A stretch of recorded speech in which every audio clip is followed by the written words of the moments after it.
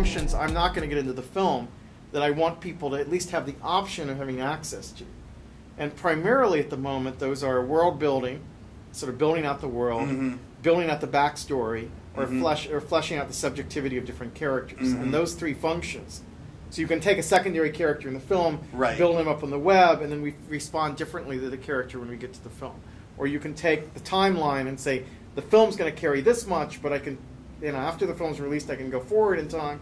Before the film's released, I can go back in time, and I can position that timeline differently. Or I'm going to have a lot of background detail in my movie. Can I give you a way of understanding that detail so it pops when you're in the movie theater?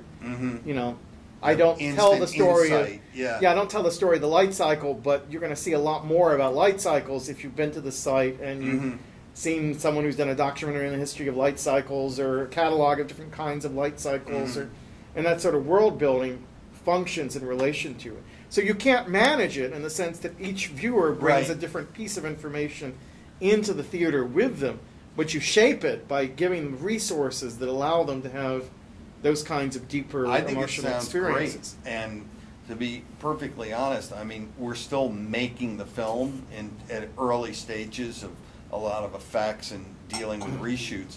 So we've got, almost a year before it comes out. And I certainly hope that, they get into this in a major way. Because I think if I think about a film like Tron, it's a great case for really exploring. Yeah, because the world can just keep expanding out. Yeah. Or our insights into the world can deepen. Yeah. Without having to change how much information is in the film itself. So it expands the information system around the film as deep and as far as people want to probe into it. Do you think Avatar took advantage of this as well as District 9? Because I don't. I don't think so, no. And I think it could have. I mean, if you look at that, apart from this 3D, the biggest accomplishment is world building. You have that complex ecology of plants and animals that's introduced there. And, Cameron's talking about writing a prequel novel, making a sequel film, as if what we cared about were the characters and the plot. And my experience is I want to dig into that world.